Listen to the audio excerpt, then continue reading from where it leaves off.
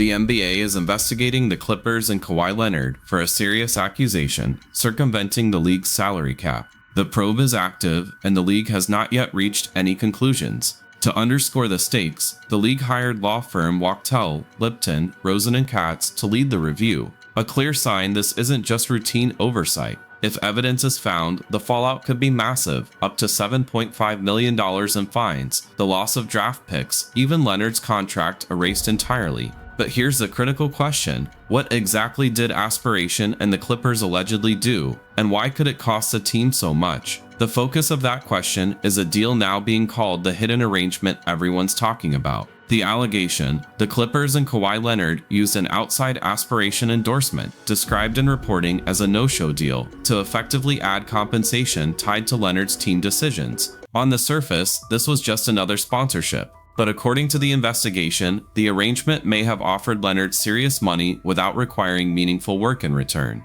That's where the concern comes in. Endorsements are permitted, but if an endorsement is tied to a player's choice of team, the league can treat it as indirect salary, and therefore a potential cap circumvention. The issue isn't that Leonard signed a brand partnership, it's whether the value of that deal was effectively connected to him playing for the Clippers. The NBA's concern boils down to a simple mechanism. A sponsor pays money tied to a player's decision to sign or stay with a team, turning what looks like a marketing partnership into hidden team compensation. And that's why this case has drawn such sharp attention. If the league rules this arrangement crossed that line, the interpretation of salary and NBA governance shifts in a way that could reverberate across the entire league. Of course, the Clippers are standing firm in their defense. Owner Steve Ballmer has been outspoken, insisting the franchise acted within the rules. In his words, "We were done with Kawhi. Aspiration did request to be introduced to Kawhi, and under the rules, we can introduce our sponsors to our athletes, we just can't be involved."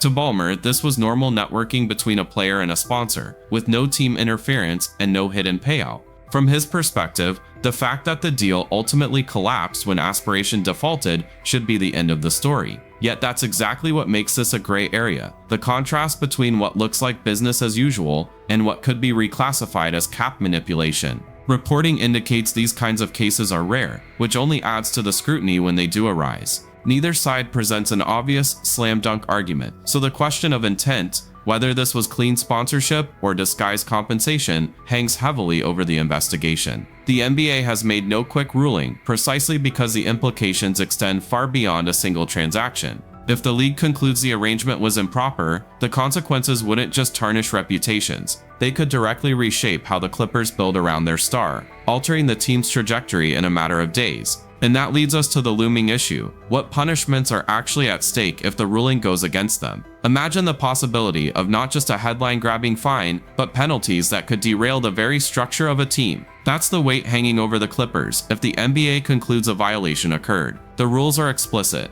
Article 13, Section 3 of the Collective Bargaining Agreement states that a first-time cap circumvention violation can trigger up to $7.5 million in team fines, direct forfeiture of draft picks, voiding the player's contract or any renegotiation/extension, up to $350,000 in player fines, suspensions for team personnel of up to 1 year, and forfeiture of funds unless the player proves by a preponderance of the evidence that he was unaware. These aren't abstract penalties, they cut across every layer of a franchise. What does that mean for the Clippers in real terms? Starting at the lower end, a fine even in the millions would be painful but survivable given Steve Ballmer's fortune, but the draft pick losses could be devastating. Draft equity is the lifeblood of roster construction. Without those opportunities to either select young talent or leverage picks and trades, the Clippers' long-term outlook could be crippled. Losing one or more picks doesn't just affect next season, it bleeds into the next decade of planning. The more alarming possibility is the voiding of Kawhi Leonard's contract.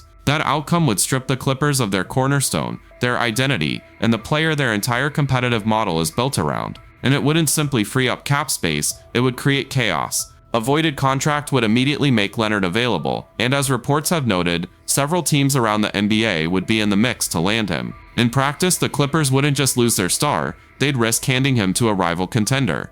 The ripple effect on league balance is enormous. On top of that, suspensions or fines for executives and staff would destabilize daily operations, throwing leadership into question. Reputationally, every player and decision tied to the case could carry a stigma well beyond the official punishment. For an organization already fighting uphill to cement its place in Los Angeles, the downside couldn't be clearer. This is why so many around the league view the situation as one of the most consequential investigations in recent memory. Depending on the ruling, it's not only about the Clippers' immediate future, it could force the NBA to redraw the line on how sponsorships intersect with contracts. With penalties that broad, how are the Clippers answering these allegations? The Clippers' defense rests on a straightforward claim: they believe everything surrounding aspiration fell within the rules. Owner Steve Ballmer has consistently argued that introducing sponsors to players is explicitly permitted by the NBA.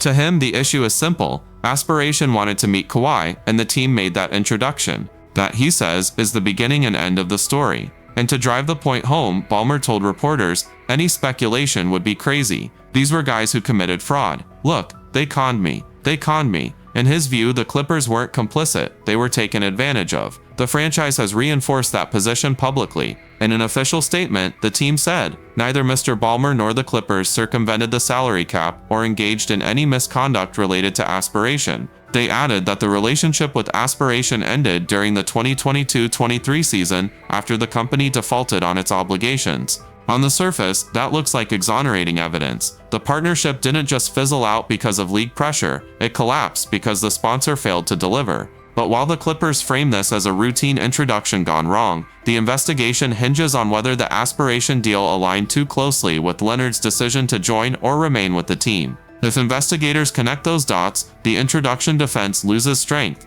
What starts as permissible networking could be redefined as improper compensation, which is exactly the gray area the league is trying to sort out. The complexity comes down to the legal thresholds in the collective bargaining agreement. The rules state funds must be forfeited unless the player establishes by a preponderance of the evidence that he was unaware of the violation. In plain terms, Kawhi Leonard's knowledge or lack of it could become a decisive factor. If the league finds a violation, Leonard would need to prove he wasn't aware of how the arrangement functioned. That requirement shifts part of the burden onto the player himself, raising the stakes for both him and the Clippers. For analysts, this makes the case complicated to prove. The NBA needs clear evidence that outside money directly influenced contract decisions. Without that, it risks setting a weak precedent. Yet if the league does prove intent, it doesn't just penalize the Clippers. It signals to every franchise that even the faint appearance of a sponsorship tied to roster moves crosses the line. That kind of precedent could restrict how teams and players navigate endorsements in the future. So while Ballmer insists his organization acted within the rules and points to aspiration's collapse as proof,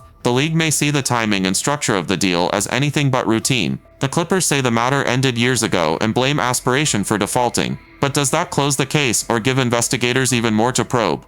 The answer lies in whatever evidence the NBA uncovers next. This investigation isn't just about a single sponsorship. It's about where the NBA draws the line between legal marketing and hidden team compensation, and the ruling will set precedent across the league. Remember, the investigation is active, overseen by Wachtell, Lipton, Rosen and Katz, and no determination has been announced. The outcome matters for Kawhi, the Clippers, and how every franchise will structure future sponsorships. If you work in sports business or are building a career in the industry, drop a comment. How would you change the rulebook to prevent this gray area?